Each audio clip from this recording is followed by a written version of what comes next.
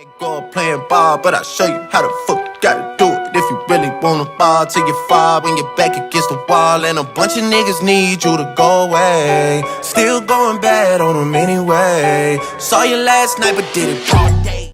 Hey guys, hey beautiful breeze. So this is my very first story time. I'm sorry that I haven't been really posting that much. I was on my spring break when I was able to post almost every day, but I have to like make my schedule good for me. So I will officially let you know when I'm gonna post, when I'm gonna have my, but I'm gonna be doing YouTube. I'm not gonna quit on you guys because I know a lot of people told me, even though I only have like 45 subscribers, I think that's pretty good considering I started a week ago. This people have commented, have wrote me through Snapchat and Instagram that my advice or my stories or whatever, I guess I say a little bit of wisdom, helps. So this story is about my first love. No harsh feelings. For this purpose, we're gonna call him Batman and whatever. So let me go a little bit into background. I lived in Florida since I was 9. And I lived in New York for 8 years, and I lived in Jersey for 1.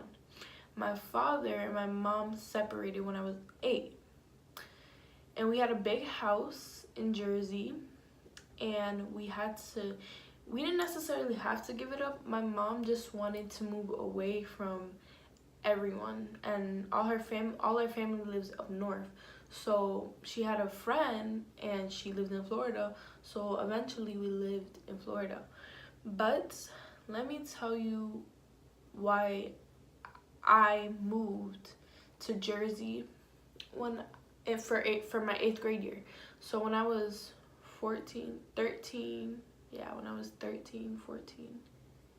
When I was 14. No, I'm just kidding. It was when I was 13 turning 14. I was in 8th grade. I'm sorry. I'm a little slow because it's kind of nighttime and I'm kind of tired. But I really want to make this video to let you guys know that I'm gonna continue no matter if people don't like my channel, because I'm spreading positivity that,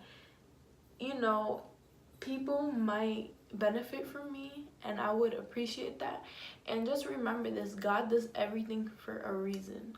So something sucky might have happened, God did it for a reason. Just saying. So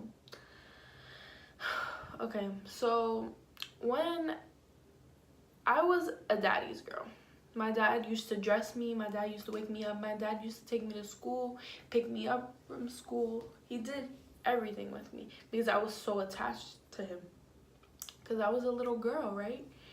And you don't expect your parents to separate, especially because my parents were together for 12 years.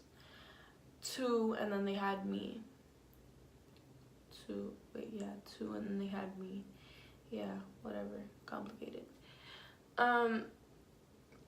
So my mom had called my dad cheating.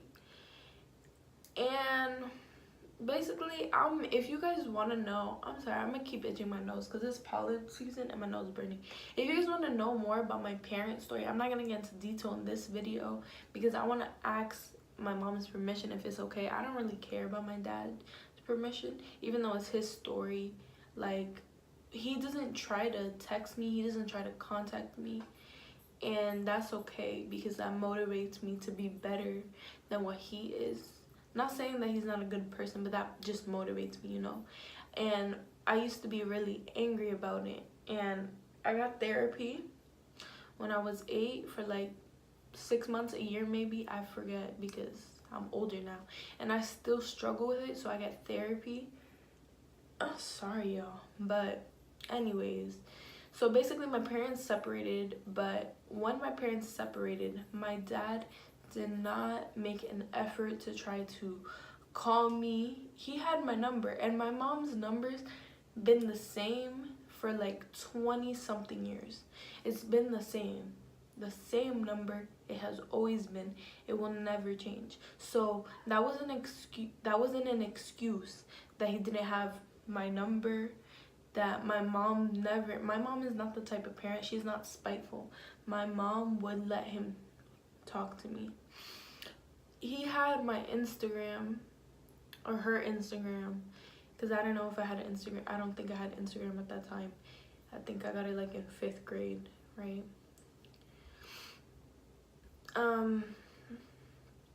He had my mom's basically socials. He had my mom's side of the family socials, my aunts, my godmother, my grandma. He had all the resources he could. So yes, that makes me mad that he didn't contact me. And I always ask him, like, we started talking, and now I haven't talked to him for like a month because he's in and out of my life like that, which is very unhealthy for me because it really does affect me. Because it's like you have negative emotions towards a person that you're supposed to love, you know, and it's like it butts heads for me. So that's why I get really frustrated about the situation. Anyways, 8th grade year, I moved with my dad. I was supposed to move for a year. This is gonna tell you how good of a parent / parenting skills. I only stayed for 6 months. I'm not trying to bash my dad in a way, but I have to say what I gotta say. And I'm gonna only tell the truth. Like, I'm not gonna lie to you guys. He made my stepmom like kind of raise me when I was there for those 6 months. He wasn't home. We lived in Jersey, mind you. He was always in New York taking care of business, doing whatever he needed to do. I guess that's what he was telling me. I didn't really know the situation. I didn't really investigate it. I just did my own thing, went to school. So I moved in June. I think it was the 29th. So I had a long summer because in Florida we start school in August, and I left at June. And they start school up north in September. Well, where I'm from, we're like, you know, in Jersey. So basically I had a really long summer, and it was boring because I didn't click with my stepmom, and both of her daughters, who are like, one is 30 and one is like 28 or something. One had a child, the youngest one, and I just wasn't exposed to like having to share a room. Not that I'm spoiled or anything, I've just never, like, I've shared a room, but like I've never shared a room with 3 people at a time. I've shared a room with 1 or 2, but never like 3 people. And it was a lot because it was a really small apartment, because let's just say they weren't the wealthiest, you know. But I didn't click with them because I'm gonna just say they were mean to me. The stepdaughters, they weren't that mean, but they kind of picked on me in their own little way, but they weren't too mean. My stepmom, she was really mean to me, and she picked on me, and she treated me really different because I wasn't her child and I wasn't from her body and stuff. So she treated me really differently, and it was just really mean, and I would complain about it all the time. So basically, we lived, okay, so me and my first love, I'm gonna start getting into that story. Enough about the background. So, like I said, I lived with my dad in 6 months. I had a really long summer of agonizing, like, torture, I guess. So I would just be in the room on my phone, watching YouTube, working out, doing my thing, whatever I had to do, you know? And I remembered my mom would send me food because it's not that they couldn't afford. I felt like they sometimes did it on purpose, where they would limit what you can do. Like, I wasn't allowed to drink juice.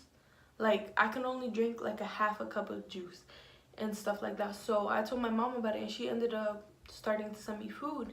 And my stepmom didn't like it because not all of it was healthy. Like, my mom would do granola bars, but if I asked my mom for cookies, it would be a problem, and my stepmom would throw the food out and be like, you gotta be healthy, blah, blah, blah, you're not skinny enough, like, making me insecure, talking about my weight. And a lot of people don't know this and stuff. So enough about my stepmom. Let's get to Batman. When I first met him, it was September because that's when school starts over there. He was really funny. I had him in Spanish class, but I didn't have the courage. So I told my friend, I didn't tell my friend to tell him. I just told my friend, oh, I think he's cute or whatever, right? So basically, she told people, words twisted, and then news got to him. Sorry, my nose. Word got to him that I liked him. I never said I liked him because I didn't know him at the time. Whatever. Nor did I know we were gonna be as close as like we kind of are today.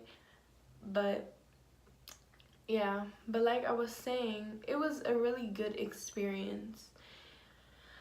And if I could choose a first love again, it would be him because he was not mean. He knows, like, his parents did an amazing job. He knows how to respect and treat women. He wasn't like, if I didn't want to be physical with him, like if I didn't want to kiss, if I didn't want to hug, he would never force. He would be like whatever you're comfortable with, you know. And he was just the cutest little. Anyways, but so we met because of school, because I had 2 classes with him. We didn't talk in the second one. So in Jersey, this is how it works in middle school. So you have 2 schedules, but they like kind of change, but not that much. Like only like 3 or 4 classes would change, and it would be day 1 and day 2. So me and Batman would only have day 2 together. And we had Spanish class. We had another class, and it was PE, but like that was a really big class, and he would be with his boys and I would just be with my friends, and we didn't really, you know, we were not like, people probably thought we were the most boring couple. We just weren't the type to like kiss in front of people or do certain things in front of people. We were very private. But I think it was around his birthday or whatever. He texted me and he was like, hi, so I heard you like me, blah blah blah.